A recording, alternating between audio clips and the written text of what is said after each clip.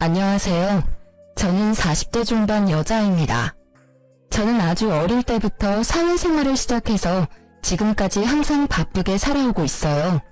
그러다 보니 항상 일을 할 때는 라디오를 켜두곤 했었는데 요즘은 이곳의 사연을 듣는 재미에 푹 빠져서 힘든 줄도 모르고 일을 하네요. 여러 가지 이야기를 듣다 보니 저도 얼마 전에 겪었던 일을 한번 여러분께 털어놓고 싶은 마음이 들었답니다. 그러려면 거의 20년 가까이 묻어두고 다시는 들춰보지 않으리라 다짐했던 이야기까지 여러분께 들려드려야 할 것 같네요. 한번 시작해 볼게요. 저는 3년 전부터 요양보호사로 일을 하고 있는데요. 최근에 다른 요양병원으로 초청을 받아서 옮기게 되었답니다. 정말 힘들지만 또 한편으론 보람도 있고 저의 노후를 생각해 볼 수 있어서 감사하는 마음으로 열심히 하려고 생각을 했죠. 일을 끝내고 퇴근을 하려고 병원 복도를 지나는데 휠체어를 탄 아저씨가 저를 뚫어지게 보며 제 쪽으로 점점 다가오더라고요. 무슨 일이 있나 싶어 도와드리려고 저도 다가갔는데 아저씨의 얼굴을 본 순간 자리에서 얼어붙고 말았답니다. 바로 제 전남편이었기 때문이에요. 정말 당신이 맞네. 하나님이 내 기도를 들어주셨나?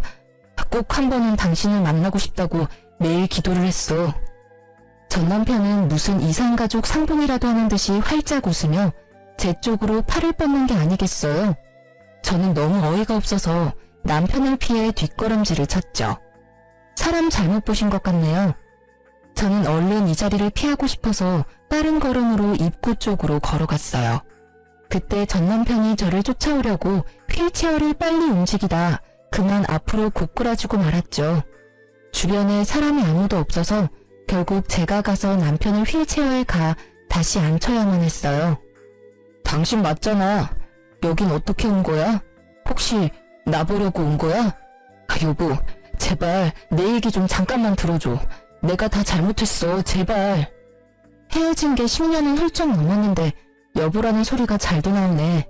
역시 뻔뻔한 건 여전해? 할 말도 들을 말도 없으니까 저리 꺼져.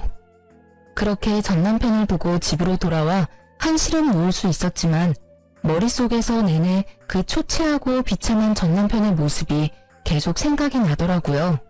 더불어서 그동안 전 남편 때문에 지옥같이 살았던 제 과거의 비참한 모습도 다시 떠올라 버렸죠. 이번 자리를 통해 다 털어놓고 이제 제발 모두 잊고 살고 싶은 마음이에요. 전 남편과의 악연이 시작된 건 20대 후반쯤이었어요. 저는 고등학교에 들어가자마자 단둘이 살던 아버지가 돌아가셔서 친척집을 전전하며 학업을 마쳐야만 했어요. 그때 서러워서 흘린 눈물을 합친다면 한강도 모자랄 거예요. 저는 돈을 벌어야겠다는 생각으로 고등학교 졸업하자마자 대기업의 생산직으로 들어가서 일을 하기 시작했죠. 3교대를 해서 밤낮이 바뀌고 몸이 너무 힘들었지만 그만큼 점점 늘어나는 월급을 보며 하루하루 버틸 수 있었답니다. 그렇게 8년 가까이 일을 하니 어느새 선임이 돼서 한결 여유로워지더라고요. 어느 날 같이 일하는 친한 언니가 말을 하더라고요. 내가 매주 롤러스케이트 동호회 나가는데 같이 가볼래? 넌 맨날 일만 하고 사니? 바람 좀 쐬고 남자도 좀 만나고 그래야지. 얼굴도 이쁜 게. 내 처지에 무슨 남자야. 난 열심히 돈 모아서 내 힘으로 아파트 살 때까지 남자 안 만날 거야. 그러지 말고 이번에 한강 가서 탈 건데 같이 가자. 너 한강도 한 번도 안 가봤지? 저는 그렇게 언니 손에 이끌려 처음으로 동호회를 가봤네요. 신입이라 그런지 많은 회원들이 저한테 관심을 가져서 좀 부끄러웠는데 그 중에서도 눈에 띄게 잘생긴 남자 한 분이 보이더라고요. 역시나 여러 명의 여자들에게 둘러싸여 있어서 인기가 참 많은가 보다 했죠. 그런데 어느새 그 남자가 제 옆으로 다가와서는 롤러스케이트가 서툰 저를 가르쳐주고 알려주더라고요. 그렇게 대화를 나누게 되었고 매주 동호회에 갈 때마다 그분과 둘이 산책을 하며 롤러스케이트를 타는 날들이 이어졌죠. 저희는 그렇게 동호회 내에서 공식 커플이 되었고 2년의 시간을 연인으로 지냈답니다. 저는 처음 하는 연애여서 그런지 모든 게 새롭기만 했고 남자친구에게 그야말로 푹 빠져서 지냈던 것 같아요.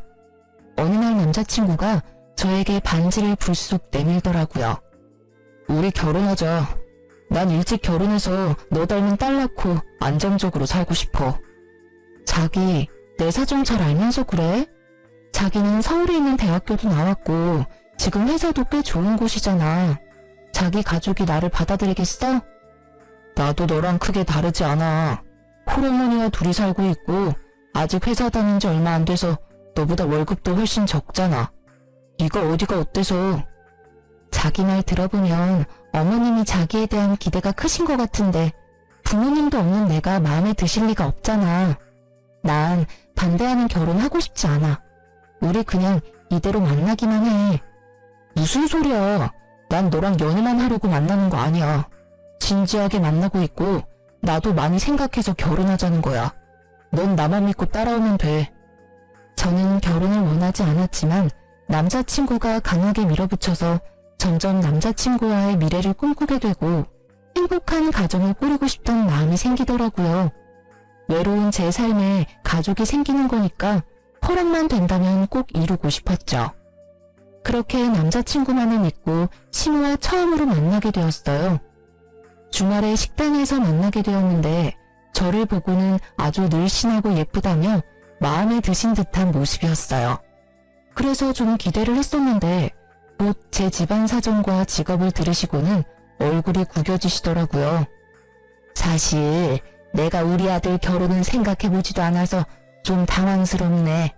오늘은 그냥 교제하는 친구 만나서 밥 한번 먹는 걸로 하고 결혼 얘기는 좀 천천히 하자. 아참, 내가 이 근처에서 약속이 있어서 금방 일어나야 될 것 같네. 시무는 만난 지 30분도 안 돼서 밥도 제대로 먹지 않고 나가버리더라고요. 엄마가 좀 마당발이시거든. 그래서 약속이 많으셔. 네가 이해해. 다음에 정식으로 인사드리자. 저는 본능적으로 시무가 저를 마음에 들어하지 않는다는 걸 느낄 수 있었어요. 아니나 다를까 다음날 모르는 번호로 전화가 오더라고요. 나 영준이 엄마인데 지금 당장 어제 만났던 그 식당 옆에 커피숍으로 튀어와. 대뜸 전화해서 거칠게 명령하는 식으로 말을 하길래 너무 당황스러웠지만 일단 나갈 수밖에 없었죠. 시무는 나이답지 않게 날씬하고 외모로 엄청 꾸미는 것 같았어요. 젊었을 땐 정말 예뻤겠다 싶었고 남자친구의 잘생긴 외모가 시무에게 물려받은 것 같았답니다. 시무는 저를 보자마자 무슨 벌레를 보듯이 인상을 팍 쓰더라고요. 쓰잘데기 없는 인사는 건너뛰고 본론만 말아마. 당장 우리 아들한테서 떨어져라. 네? 그게 무슨 말씀이세요? 헤어지란 말씀이신가요? 머리가 돌대가리야? 한 번에 말귀를 못 알아들어? 니까지 게 감히 우리 아들하고 결혼을 한다고? 용기가 가상한 건지 무식한 게 용감한 건지. 너 고등학교 간신히 졸업하고 공장에서 일하는 공순이라며? 네, 제가 집안 사정이 좋지 않아서 일찍 돈을 벌었어야 해서요. 하지만 저 지금 연봉도 높고 관리직으로 승진도 했어요. 그런다고 공순이가 뭐 전문직이라도 돼? 영원한 공순이지.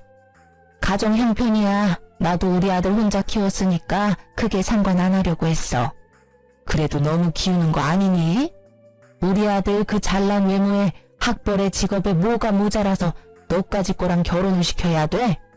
우리 아들한테 줄 서는 애들이 한둘이 아닌데 네가 뭔데? 저 혼자 열심히 살아왔고 이런 말 들을 만큼 잘못한 것도 없고요. 저도 이 결혼 안 하겠습니다. 이만 가볼게요. 저는 악소리를 질러대는 시무를 뒤로하고 냉정하게 나와버렸어요. 혼자 사는 게 속 편하지 처음부터 이렇게 반대하는 결혼을 뭐하러 하겠어요. 그리고 그 후로 남자친구의 연락도 받지 않고 남자친구가 찾아올까봐 공장 기숙사에서 잠시 지내기도 했죠. 그러자 남자친구는 같이 동호회에 나가는 언니의 도움을 받아서 저한테 계속 연락을 하고 기숙사로 몰래 들어오기까지 했답니다. 제가 무수하게 헤어지자고 밀어냈지만 남자친구는 제가 사는 집에 들어와서 같이 살기까지 했고 저도 사랑하는 사람을 더 이상 밀어낼 힘이 없었죠. 거기다가 남자친구가 밀어붙여서 얼떨결에 혼인신고까지 하러 가게 되었어요. 혼인신고를 했다는 걸 알게 된 시무가 저희 둘을 집으로 부르더라고요. 철없는 10대도 아니고 어떻게 혼인신고를 덜컥 할 수가 있어? 네가 제정신이니? 엄마가 그렇게 말도 안 되는 반대를 하는데 어떡해. 나는 이 사람이랑 같이 살 거니까 엄마가 양보해. 아유, 내가 너 때문에 환장한다. 어쩜 그렇게 다혈질이 네 아버지를 빼닮았니? 그래, 혼인신고까지 했다니 어쩌겠니? 대신 결혼식은 나중에 하고 일단 너는 이 집에 들어와서 살아라. 이 집에요? 셋이 살기엔 너무 좁은데 불편하지 않으시겠어요?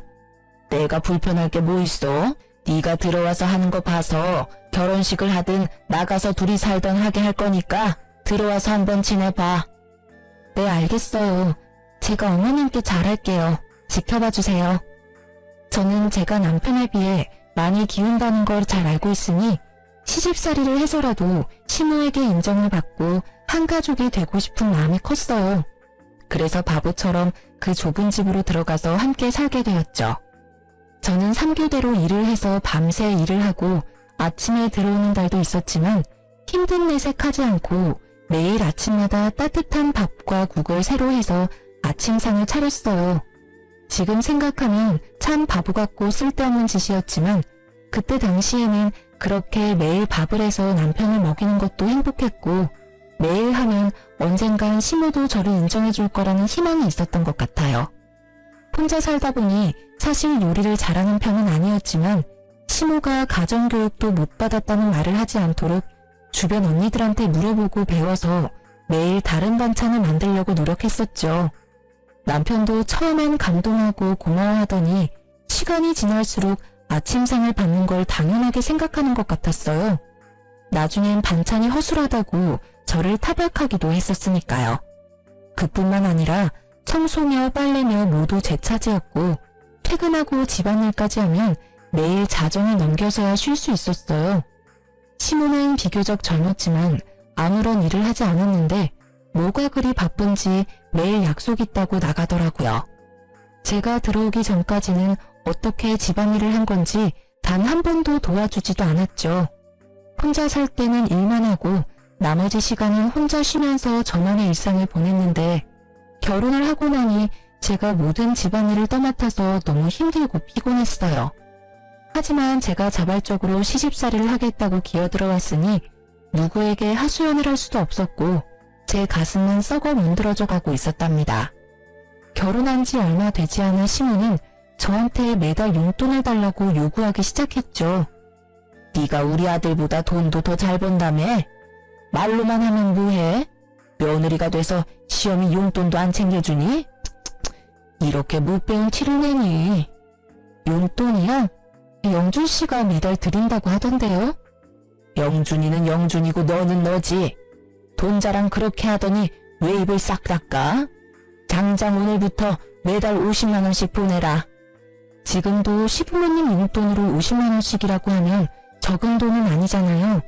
10여 년 전엔 더 큰 돈이었는데 저는 어쩔 수 없이 시모에게 매달 돈을 줘야만 했어요. 그것도 남편에게는 말하지 말라고 해서 비밀로 하고 줘야만 했죠. 시모에게 돈을 주다 보니 막상 제가 쓸 돈도 모자르고 저축은 전혀 할 수가 없게 되었답니다. 저는 제가 할 수 있는 건 최선을 다해서 시모와 남편에게 해주려고 노력했어요.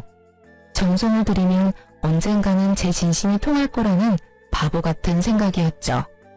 하지만 매번 돌아오는 건 천의 고아의 무식한 공순이라는 시모의 비아냥뿐이었답니다.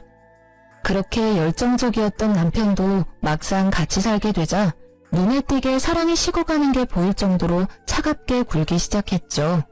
매일 주어진 일을 해나갔지만 뭔가 잘못된 게 아닐까라는 생각으로 머릿속이 복잡해졌답니다.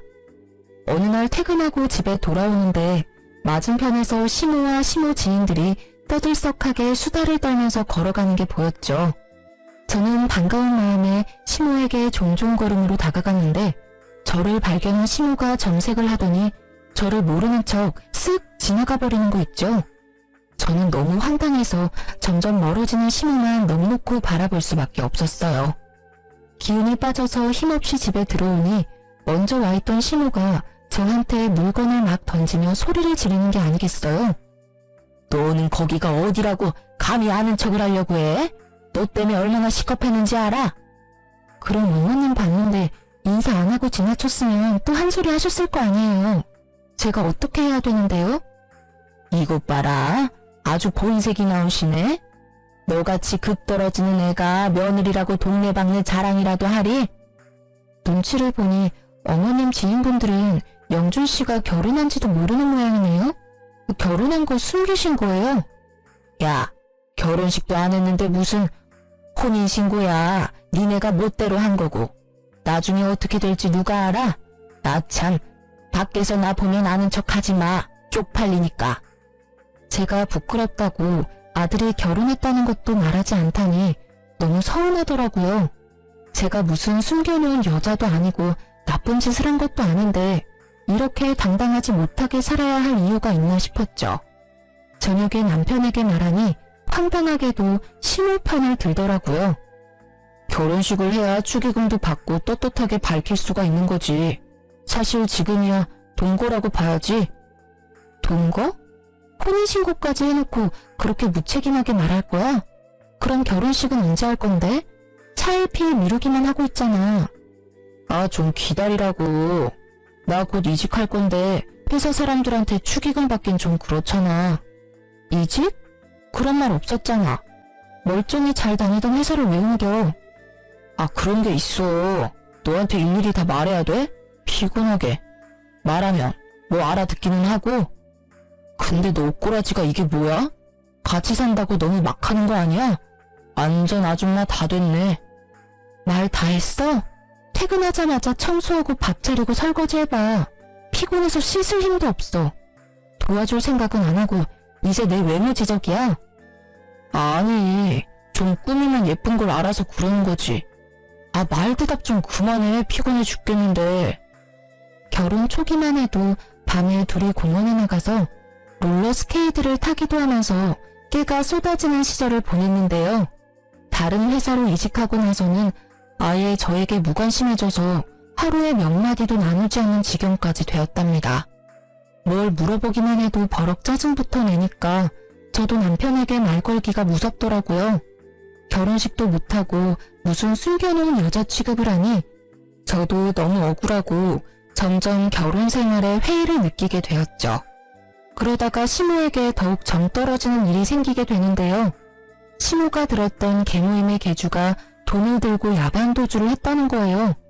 시모는 5천만 원을 순식간에 날리게 되었다면서 밤마다 가슴을 주먹으로 치며 울고 난리를 부렸죠. 더군다나 그 중에 3천만 원은 최근에 사채업자에게 빌려서 개주에게 줬던 거라 매달 엄청난 이자를 내야 했고 시모는 당연히 갚을 능력은 전혀 없었어요. 엄마가 매일 밤 저렇게 우는 게 불쌍하지도 않아? 당신 모아둔 돈 좀 있지? 내가 차차 갚아줄 테니까 일단 급한 불부터 좀 끄자. 그거 갚으려면 나도 적금 깨야 돼. 내가 얼마나 힘들게 모은 건데. 그깟 돈보다 시어머니 건강이 우선 아니야? 아, 당장 돌아가실 것 같이 구시는데 일단 적금 좀 깨. 내가 매달 갚아줄게. 넌 내가 깡패들한테 잡혀갔으면 좋겠지? 며느리라는 게 어쩜 그렇게 야박해? 하나뿐인 시어미한테 그깟 돈 좀 못 해주니? 적금 좀 깨면 어때? 다시 부으면 되지. 끝까지 모른 체 하고 싶었지만 당장 사채업자들이 집까지 찾아와서 문을 두드리고 겁을 주니까 해결부터 해야겠다 싶더라고요. 남편은 사채업자들이 제 회사까지 찾아올 거라면서 매일 적금을 깨라고 저를 압박했고요. 사실 저는 어릴 적부터 차곡차곡 들었던 적금이 있었는데 그걸 깨서 시모의 빚을 갚아주게 되었어요. 제가 너무 속상했던 건 제가 빚을 갚아줬음에도 시모는 저에게 고맙다는 말 한마디도 하지 않았다는 사실이었어요. 제가 피땀 흘려 모은 돈을 가져갔으면서도 마치 당연하다는 듯이 구는 모습에 정말 정이 확 떨어져 버리더라고요. 그동안 시모에게 인정받으려고 애썼던 순간들이 모두 부질없이 느껴졌죠. 사실 아무도 저를 잡지 않는데 저만 이 집에서 나가버리면 두 사람과의 인연은 바로 끝나버릴 수 있을 것 같더라고요. 그런 고민을 하는 와중에 저에게 소중한 생명이 찾아오게 되었답니다. 너무나 갑작스러웠지만 남편은 제가 임신했다는 걸 알고 무척 기뻐하더라고요. 예전처럼 다정한 남편의 모습으로 돌아온 듯했고 살뜰히 저를 챙겨주기 시작했어요. 그걸 보는 시모는 영 못마땅한 표정이었죠. 거기 바닥이 더러우니까 엎드려서 박박 걸레질 좀 해라. 저 물건들 좀 들어서 집 밖에다가 쌓아둬라. 어머니, 초기엔 쪼그려 앉거나 무리하면 안 된대요. 이따가 영준 씨 오면 시키세요. 그거 잠깐 드는 건데 뭐가 어렵다고 유세야? 누구네 안 낳아봤어? 그런 걸로 잘못되려면 안 낳는 게 낫지. 빨리 안 옮겨? 시모는 제가 임신 초기일 때 집안일을 더 시키고 무거운 걸 자주 들게 하면서 저를 더 괴롭히더라고요. 그땐 막연히 임신했어도 봐주지 않는다고만 생각했는데 지금 생각해보면 아기를 원하지 않아서 잘못되게 하려고 했던 것 같아 소름이 끼치네요. 저는 건강하게 아기를 낳고 싶어서 회사도 휴직했고 제 돈으로 맛있는 거 사 먹어가면서 아기를 지켜나갔어요. 그렇게 남편을 닮아 코가 오똑한 아들을 품에 안을 수 있었답니다. 아들을 낳고 품 안에 처음 안아본 날이 제 인생에서 가장 행복한 날이었어요.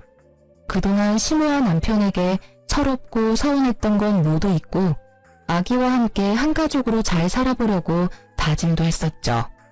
그렇게 집에서 아기를 돌보는데 빌라가 너무 좁아서 거실에서 아기와 생활하다 보면 물건들이 가득 차서 발 디딜 틈도 없더라고요. 화장실이 너무 좁아서 아기 욕조 넣고 목욕시키기도 너무 힘들었어요. 남편은 새로 이직한 회사 일로 바빠서 매일 밤 늦게 들어왔고 시모는 단 한 번도 육아를 도와주지 않았어요. 정말 매정할 정도로 아기 얼굴도 잘 쳐다보지 않더라고요. 아무리 제가 미워도 자신의 손주한테까지 이렇게 정이 없을 수가 있는지 기가 찼죠. 어머니, 저 잠깐 밥 좀 먹게 아기 좀 봐주실 수 있을까요? 혼자 잘 누워있구만 뭘 봐? 애 앞에 두고 밥에 국 말아서 후루룩 마시면 되지. 요즘 영준 씨도 매일같이 늦게 들어와서 저 혼자 하루 종일 아기를 보려니 너무 힘들어서요. 저 씻은 지도 며칠 됐어요. 잠깐만 좀 봐주세요. 네 애를 네가 봐야지 왜 나한테 봐달래? 내가 언제 손주 낳아달라든? 네가 좋아서 낳은 걸 가지고 왜 나한테 떠넘겨? 나 나가야 돼. 비켜. 아무도 도와주는 사람 없이 하루 종일 아기와 씨름하려니 정말 미쳐버리겠더라고요. 그나마 믿을 사람은 남편뿐인데 남편은 밤에 아기가 울어서 짜증이 난다면서 어느 날부턴 외박까지 일삼기 시작했죠. 주말에 저는 새벽부터 일어나서 아기를 보고 있는데 남편은 태평하게 늦잠을 자는 걸 보니 부하가 치밀어 올라 남편을 흔들어 깨웠어요. 주말엔 아기 좀 봐야지 언제까지 잘 건데 내가 얼마나 힘든 줄 알아? 나 혼자 애 만들었어? 아빠라는 인간이 어쩜 그렇게 애를 쳐다도 안 봐. 당신은 귀찮다고 외박하고 다니고 도대체 어디에 있다 오는 거야? 아 정말 귀찮게. 일하다가 늦어지면 외박도 하는 거지. 너 지금 일 안 하잖아. 그럼 네가 애를 보는 게 맞는 거 아니야? 그래, 이렇게 나온다 이거지? 오늘 당신 일 안 하잖아. 그럼 당신이 애 보면 되겠네. 저는 남편에게 아기를 안겨버리고 지갑만 챙겨서 집을 나와버렸어요. 남편이 계속 전화를 해댔지만 다 무시해버리고 하루를 여관에서 혼자 보냈죠. 오랜만에 혼자 있으니 몸은 참 편했지만 아기가 걱정이 돼서 마음이 너무 불편했어요. 결국 다음날 오전에 집으로 들어갔죠. 집 안으로 들어가자 시모가 우는 아기를 안고 어쩔 줄 몰라 하고 있고 남편은 아기가 토한 우유를 닦고 있더라고요. 저를 발견한 시모가 악을 쓰면서 저에게 아기를 거칠게 넘겨주었답니다. 무식해도 정도가 있지 어디 베어먹지 못하게 애를 두고 나가? 너 때문에 내가 얼마나 고생을 했는지 알아? 아우 삭신이야. 야, 이러고도 네가 엄마냐? 애를 버리고 나가? 너 진짜 무서운 애였구나. 오히려 잘 됐어. 어젯밤 덕에 너랑 갈라서야겠다는 확신이 들었다. 당장 헤어지자. 뭐? 헤어져? 고작 하루 애 두고 나갔다고 이혼을 하자고? 제정신이야? 너나 애나 다 지겨워. 집에 들어오는 게 지긋지긋해. 애초에 너는 나랑 급이 안 맞는 애였어.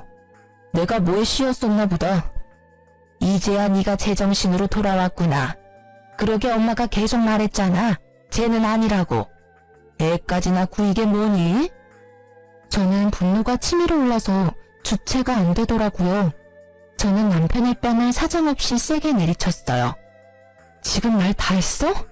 내가 지금까지 어떤 마음으로 견뎠는데. 뭐? 급이 안 맞아? 네가 얼마나 대단한데 나한테 그딴 말을 해?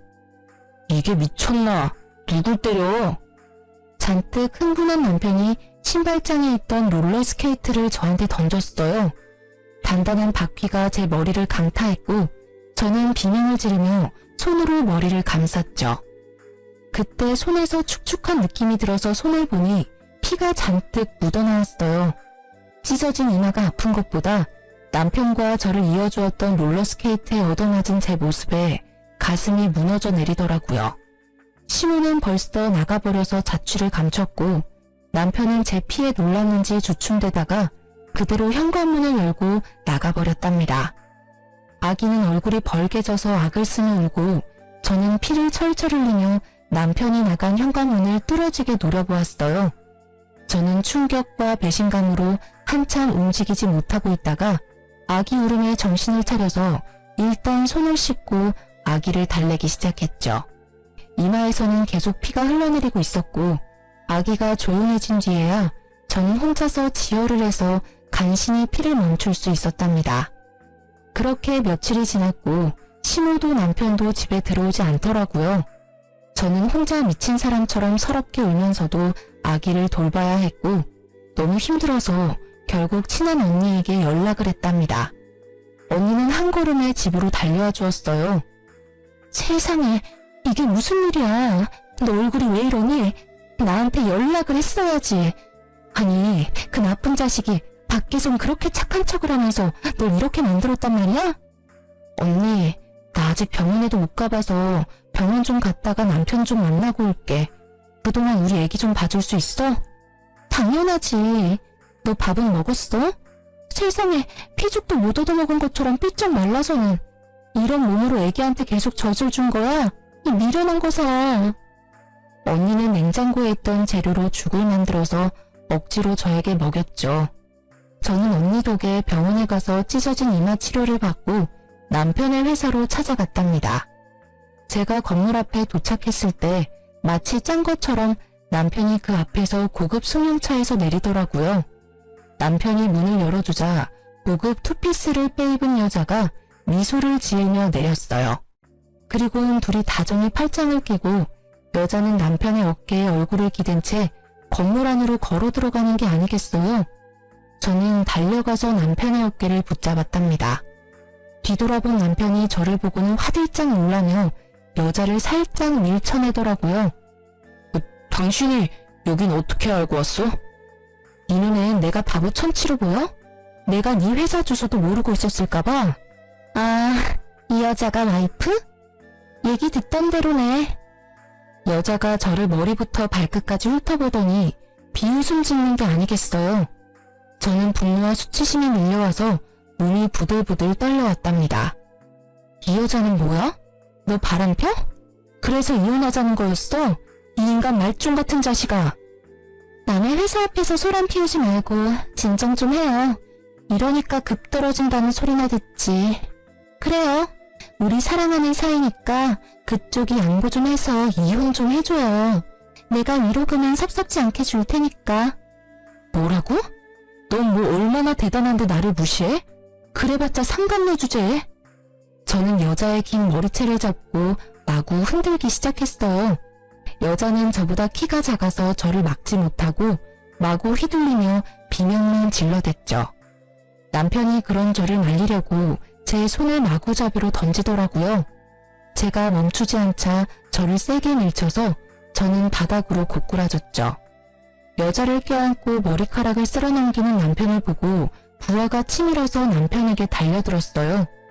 지금 생각해보면 며칠을 굶고 죽밖에 못 먹었던 제가 어디서 그런 힘이 나왔는지 모르겠어요. 악에 받쳐서 그런 행동을 할 수 있었던 거였겠죠. 저는 남편의 머리를 마구 뜯기 시작했고 곧바로 남편 뺨을 사정없이 때려댔죠. 이번에는 상간녀가 제 허리를 잡고 뜯어말리더라고요. 점점 사람들이 몰려들자 상간녀가 곤란해하는 게 바로 느껴졌어요. 그래서 더욱더 남편에게 달려들어 물귀신처럼 매달리기 시작했고 사람들이 우리를 둥글게 구경을 하기 시작하더라고요. 저는 이때다 싶어 큰 소리로 말했죠. 남의 남편이랑 바람을 폈으면 싹싹 빌어도 모자랄 판에 돈 줄 테니까 이혼하라고? 그래! 어디 한번 얼마를 줄지 기대하고 있을 테니까 보따리로 한번 싸갖고 와봐. 상간녀 주제에 고상한 척 잘난 척 하지 말고. 저는 긴 머리로 얼굴을 필사적으로 가리는 상간녀를 팍 밀치고 건물을 나왔죠. 집으로 돌아오는 내내 눈물이 주체할 수 없이 흐르더라고요. 아기 때문에 화가 나서 이혼이란 말이 튀어나왔을 거라고 생각했는데 남편에게 다른 여자가 생겼다니 믿어지지가 않더라고요. 거기다 내 초라한 몰골과 비교가 되게 화려하고 고상한 모습을 보니 비참하고 제 자신에게도 화가 얼마나 나던지요. 제 인생에서 남자는 남편 한 사람뿐이었고 그래서 저의 모든 것을 남편을 위해 희생했었는데 그야말로 헌신짝이 되어버린 거니까요. 더군다나 갓난쟁이 아기까지 있으니 어떻게 살아가야 하는지 막막했어요. 다음날 얘기를 다 들었는지 시모가 집으로 왔더라고요. 그동안 어디서 지냈던 건지 아주 얼굴이 더 좋아졌고 비싸 보이는 옷을 입고 있었어요. 너 어제 영준이 회사 가서 난리를 쳤다며? 그렇게 못 배운 티를 내고 싶니? 우리 한 사장이 너 때문에 얼마나 곤란해졌는 줄 알아? 그 상간녀가 한 사장이에요? 그 회사 사장이라고요? 상간녀라니 말 조심 못해? 얼마나 대단한 분인 줄 알아? 영준이보다 4살 많은데 그 큰 회사 대표에다 재산이 어마무시하다. 그런 여자가 좋다는데 어떤 남자가 마다해? 이제야 기억이 나네요. 영준 씨한테 그 회사 소개한 거 어머님이죠? 일부러 그런 거죠? 손주까지 있는데 어머니가 사람이에요? 소개해준다고 다 정분나냐? 둘이 잘 될 팔자였으니까 그런 거지. 더 말할 거 없고 이렇게 된 거 한 사장이 두둑히 챙겨준다고 할 때 이혼해. 애랑 살려면 돈이 있어야 할 거 아니야. 현실적으로 생각을 좀 하라고. 그래도 어머니 손주인데 어쩜 그렇게 정이 없으세요? 이혼하면 다신 손주 안 보실 거죠? 어차피 재혼하면 자식이야 또 생길 텐데 지금 정리 안 하면 나중에 분란만 생긴다. 네가 원해서 낳아내니까 네가 키워라. 나나 영준이는 미련 없으니까 친권이며 양육권이며 싹 다 네가 가져가고 이혼만 해줘라. 육아하느라 정신이 없어서 남편이 했던 말을 흘려들었었는데 이제야 기억이 나더라고요. 그동안 남편이 자기 회사 대표가 대단하다면서 칭찬을 많이 했었고 저랑 비교도 많이 했었거든요. 저는 당연히 남자일 줄 알고 신경도 안 썼는데 그 상간녀였던 거죠. 시모는 어떤 모임에서 상간녀를 알게 됐는데 상간녀가 몇 년 전에 이혼을 했다는 걸 알고 남편을 그 회사로 이직하라고 계속 꼬드겼던 거죠. 시모의 소원대로 얼굴이 반반한 남편에게 상간녀가 관심을 갖게 됐고 결국 넘지 말아야 할 선까지 넘어버리게 된 것이었고요. 시모는 이 집을 나가서 상간녀가 마련해준 아파트에서 호의호식을 하며 지내고 있었던 거죠. 그러니 제가 얼마나 눈의 가시처럼 여겨졌을까요? 제가 순순히 이혼 안 하면 어쩔 건데요? 돈에 눈이 돌아서 아주 쥐도새도 모르게 어떻게 해버릴 것 같네요. 내가 누구 좋으라고 이혼을 해요?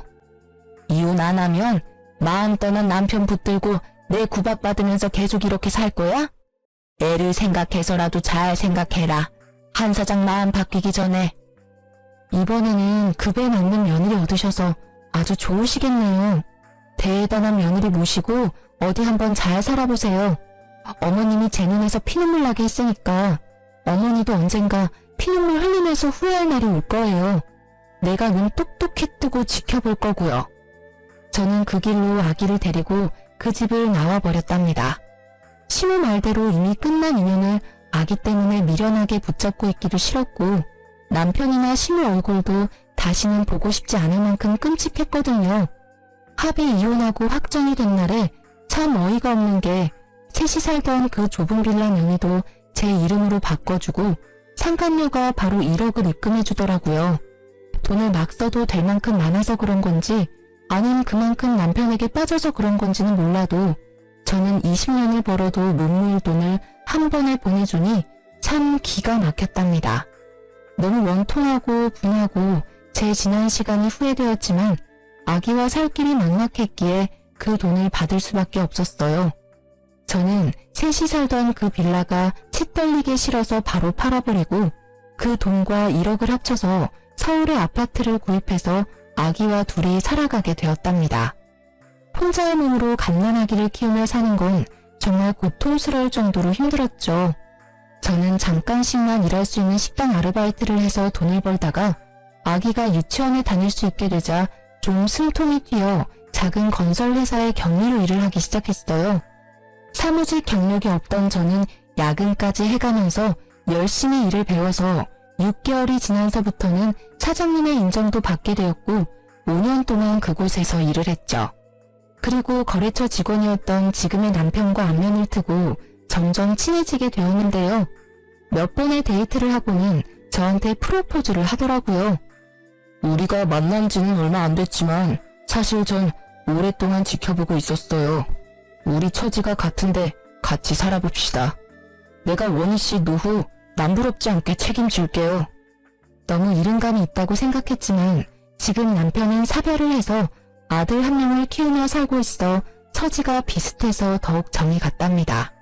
한 번의 아픔이 있었지만 듬직한 남편을 한 번 더 믿어보기로 하고 용기를 내서 재혼을 하게 되었죠. 지금은 두 아들과 남편과 함께 행복한 가정을 이루어 살고 있답니다. 내 가족을 만들고 싶다는 저의 바람이 드디어 이루어진 것이죠. 남편은 기술직이라 연봉이 높은 편이고 제가 예전에 사놓은 서울의 아파트의 월세만으로도 일을 안 해도 될 정도인데요. 저는 평생을 일을 해서 그런지 전업주부로 사는 게 오히려 더 힘들더라고요. 그래서 요즘 많이 한다는 요양보호사 자격증을 따서 요양병원에서 일을 하게 되었답니다. 어디서나 성실하게 일을 하기에 이번에도 인정을 받아서 다른 요양병원으로 더 좋은 대우를 받고 옮겨보기로 한 거였는데요. 그곳에서 생각만 해도 치가 떨리는 전 남편을 만나게 된 것이었죠. 제가 전 남편을 보고 너무 충격을 받았던 건 전 남편이 두 다리가 없다는 사실이었어요. 그런 모습을 하고 있으리라곤 상상도 하지 못했었는데 말이죠. 두 다리가 없는 전 남편을 부축해서 휠체어에 앉히고 나니 무릎이 덜덜 떨리더라고요. 그런 제 표정을 읽었는지 전 남편이 황급하게 말을 해나갔죠. 당신한테 못할 짓을 해서 내가 벌을 받았어. 당신이랑 이혼하고 그 여자랑 바로 결혼식을 했어. 어머니 소원대로 대단하게 치렀지. 신혼여행 다녀와서 새벽에 공항에서 집으로 올 때 크게 사고를 당했어. 그때 두 다리를 잃었지. 당신이 얼마나 그리웠는지 몰라. 나랑 이혼한 순간부터 그쪽이랑 나는 남보다 못한 사이예요. 그쪽이 어떻게 되든 아무 관심이 없다고. 전 남편은 초췌한 얼굴로 눈물을 절절 흘리면서 팔을 연신 제 쪽으로 뻗어대더라고요. 저는 그 모습조차 소름이 끼쳐서 계속 한 발짝씩 뒷걸음질 쳤어요. 당신도 내가 싫지? 그 여자는 많이 다치지 않았었는데 내 다리가 없단 걸 알고는 뒤도 안 보고 가버리더라고. 결혼식만 했지 혼인신고도 안 해서 가는 걸 막을 수가 없었어. 그 후로 어머니가 내 기저귀 갈아가며 간병하시느라 고생 많이 하셨는데 작년에 갑자기 뇌출혈로 돌아가셨어. 그래서 요양원으로 들어온 거야. 태어난 손주 기저귀 한 번도 안 갈아주더니 다리 잃은 아들의 대소변을 받아가며 간병했었다는 시모야말로 자업자득이라 해야 할까요? 저는 더 이상 전 남편과 마주하고 싶지 않아 서둘러 현관으로 발걸음을 옮겼어요. 전 남편이 저를 따라오면서 계속 불러대더라고요. 여보, 잠깐 기다려줘. 할 말이 있어. 제발. 우리 아들은 지금 어디 있어? 내가 매일 우리 아들 생각하니 울다 잠들어. 우리 아들 얼굴 한번 볼 수 있을까? 내 소원이야. 내가 왜 그쪽 소원을 들어줘야 돼? 그리고 당신이 나랑 아기를 버린 이후로 당신 아들은 이 세상에 없는 거야. 다시는 우리 아들이란 말 짓거리지 마. 매일 당신이랑 우리 아들만 생각하며 살았어. 언젠가 다시 만날 수만 있다면 당신에게 벌인 짓을 용서를 빌고 싶었어. 여보, 미안해. 제발 용서해줘. 다시 날 받아줄 순 없을까? 용서 좋아하네. 다리까지 잃었으면 사람이 될 만도 한데 예전이나 지금이나 어쩌면 그렇게 이기적이야? 내가 아직도 너만 바라보고 사는 등신인 줄 알아? 난 진작에 재혼해서 지금 남편이랑 행복하게 살고 있어. 넌 평생 네가 만든 지옥에 갇혀서 잘 살아봐. 저는 전 남편에게 차갑게 쏘아붙이고 병원 문을 나섰어요. 이참에 병원도 그만두고 좀 쉬어야겠다고 마음을 먹었죠. 병원 밖 주차장에서 지금의 남편과 학교를 마친 아들들이 웃으며 손을 흔들고 있더라고요. 저는 혹시나 전 남편이 볼까 무서워 병원 쪽을 뒤돌아봤는데 아니나 다를까 저를 찾으려고 전 남편이 휠체어를 끌고 밖으로 나오더라고요. 저는 승용차 쪽으로 달려가서 얼른 아들을 차에 타게 하고 급하게 차를 출발시켰답니다. 영문을 모르고 급하게 운전하는 남편과 무슨 일 있냐고 묻는 아들들의 물음에 차마 대답할 수가 없더라고요. 그렇게 헤어지고 마지막으로 전 남편을 마주쳤고 그 후로는 보지 못했죠. 어릴 때부터 외로운 인생을 살았던 제가 갓난아기와 함께 버려져서 또다시 혼자 이 세상의 풍파를 겪어내야 했을 때 정말 이 세상에 대한 끈을 놓아버리고 싶었던 적이 한두 번이 아니었는데요. 그 아픔을 다 견딜 수 있었던 건 저의 하나뿐인 아들 덕이었죠. 시모와 전 남편의 처참한 말로를 보니 역시 사람이 죄를 지으면 안 된다는 걸 다시 한번 느끼게 되네요. 그리고 그동안 저의 아픔도 어느 정도 보상을 받은 기분이 들어요. 이번에 제 이야기를 털어놓은 것을 시작으로 전 남편에 대한 건 모두 잊어버리고 지금의 남편과 두 아들과 함께 지지고 볶으며 행복하게 살아볼게요. 여러분도 항상 행복하시길 바라면서 이야기를 마치겠습니다. 감사합니다.